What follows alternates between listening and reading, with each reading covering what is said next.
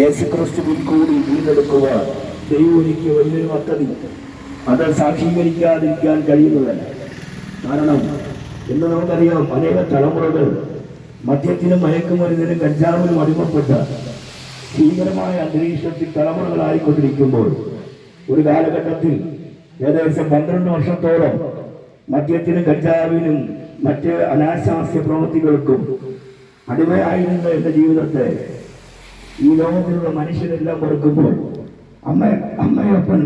അമ്മയപ്പൻ മറന്നപ്പോൾ, സഹോദരങ്ങൾ മറത്തപ്പോൾ, സമൂഹത്തിലുള്ളവർ ഒറ്റപ്പെടുത്തിയപ്പോൾ, പോലീസ് അധികാരികൾ വരെ അവരുടെ ജീവിതത്തിനകത്ത് ഒരു വെറുപ്പാകുന്നൊരു വ്യക്തിയായിട്ട് എൻ്റെ സ്വന്തം ദേശമായിരിക്കുന്ന തിരുവനന്തപുരം നേമം പോലീസ് സ്റ്റേഷനിലെ പോലീസുകാർക്ക് അവർ കാണുന്നൊരു വെറുപ്പോടുകൂടിയാണ്. കുറ്റവാളി എന്നതിനേക്കാളുപരി എന്നെ പോലീസ് സ്റ്റേഷനിൽ കൊണ്ട് കിടക്കാൻ പോലും അവർക്ക് അറപ്പായിരുന്നു. കാരണം പല്ല് തയ്ക്കാതെ, കുളിക്കാതെ, വസ്ത്രം മാറാതെ ഒരു പ്രാകൃത മനുഷ്യനായി നാറ്റം വമിക്കുന്ന ഒരു പ്രാകൃത ജീവിതം നയിച്ചുകൊണ്ടിരുന്ന എന്നെ മറ്റുള്ളവർക്ക് അടുപ്പിക്കുവാൻ ഒരു അറപ്പായിരുന്നു. എന്നാൽ കർത്താവ് യേശുക്രിസ്തുവിന് ഇതൊരു വിഷയമല്ലെന്നും കർത്താവ് എത്ര തന്നെ നിന്ദിതനായവരെയും കർത്താവ് സ്നേഹിക്കുന്നു എന്നതിന് തെളിവാണ് എൻ്റെ ജീവിതം. മൃഗസമമായിരുന്ന എൻ്റെ സ്വഭാവത്തെ മാറ്റുവാൻ കർത്താവ് യേശുക്രിസ്തുവിൻ്റെ ആ സ്നേഹത്തിന് കഴിഞ്ഞുവെങ്കിൽ ഞാനിന്ന് ഈ സന്ധ്യാസമയത്ത് ഈ ദേശത്ത്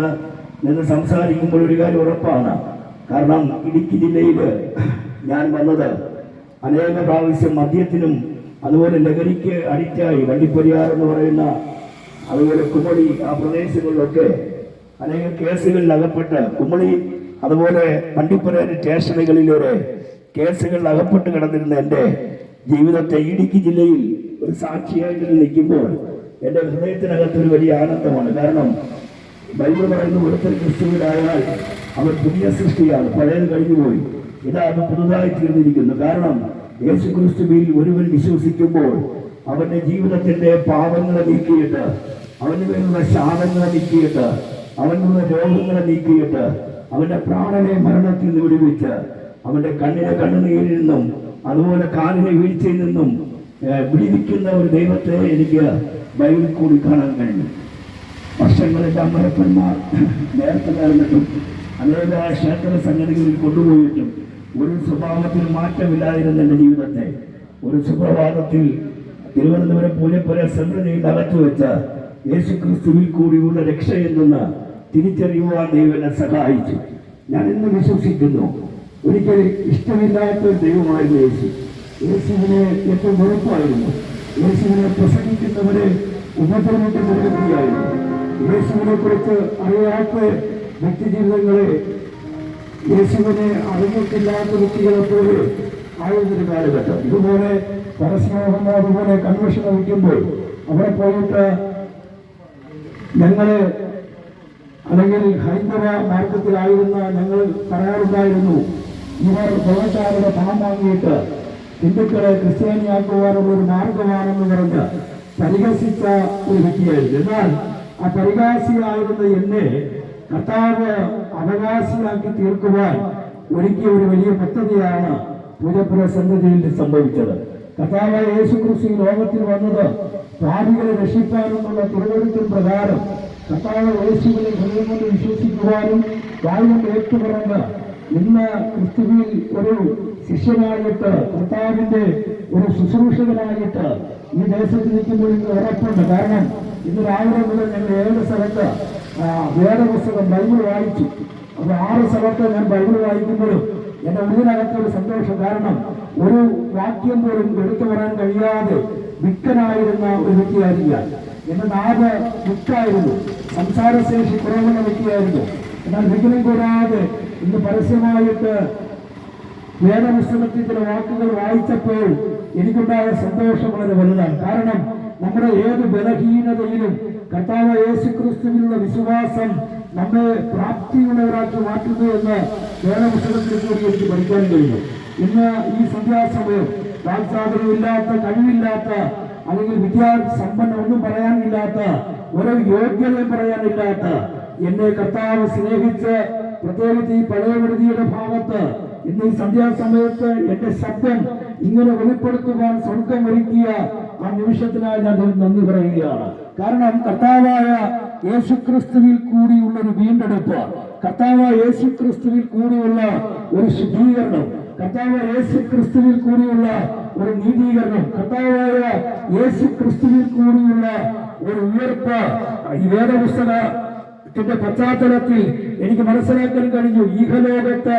ഈ ലോകത്തിലെ ജീവിതം കുറച്ചുകാലം വളരെ കഷ്ടത്തിലും പ്രയാസത്തിലും വേദനയിലും നമ്മളായിരിക്കുമ്പോൾ ഒരു കാര്യം നിശ്ചയമാണ്, കർത്താവ് യേശുവിൽ ഒരു വ്യക്തി വിശ്വസിച്ചു കഴിഞ്ഞാൽ അവനൊരു നിത്യതയുണ്ടെന്നും മരണം കൊണ്ട് തീരുന്നതല്ല ഇഹലോക ജീവിതമെന്ന്. ഒരു മനുഷ്യന്റെ ജീവിതം മരണം കൊണ്ട് അവസാനിക്കുന്നതല്ലെന്നും ആ മരണാനന്തരത്തിൽ അവൻ ക്രിസ്തുവിനോടുകൂടെ ആയിത്തീരുന്ന ഒരു ആഴമായ മർമ്മം വേദപുസ്തകം പഠിപ്പിക്കുന്നുണ്ട്. എനിക്കൊരു കാര്യം മനസ്സിലായി. ഒരിക്കൽ ഞാൻ 93 കാലഘട്ടത്തിനകത്ത് ആത്മഹത്യയ്ക്ക് വേണ്ടി ഞാൻ ശ്രമിച്ച ആളാണ്.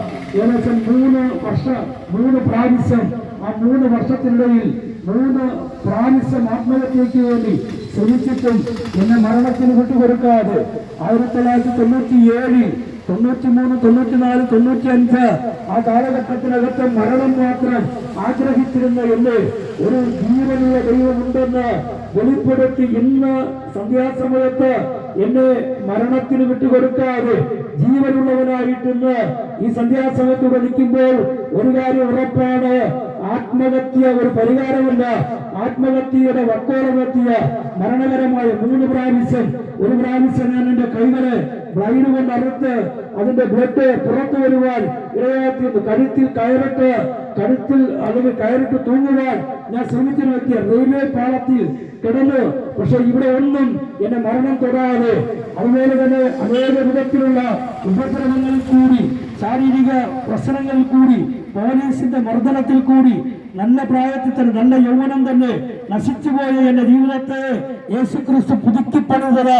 ഒരിക്കൽ ഡോക്ടർ സർട്ടിഫിക്കറ്റ് 2005 ഡോക്ടർ സർട്ടിഫിക്കറ്റ് വന്നു. എന്റെ ആന്തരിക അവയവങ്ങളെല്ലാം കേടുവന്നു പോയി, എല്ലാം അഴുകിപ്പോയി.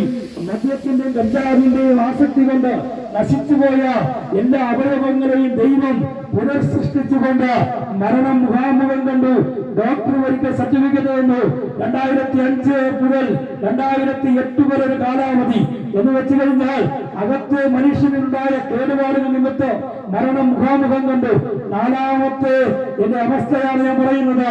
4ാമത്തെ പ്രാവശ്യം ഡോക്ടർ സർട്ടിഫിക്കറ്റ് നിന്നാൽ ആ മരണത്തിന് കർത്താവ് വിട്ടു കൊടുക്കാതെ എനിക്കൊരു പുതിയ ഹൃദയം നൽകി, പുതിയ അസ്ഥികൾ നൽകി, പുതിയ ആരോഗ്യം നൽകി, ഒരു പുതിയ ശരീരം നൽകി, ഒരു പുതിയ ശബ്ദം നൽകി.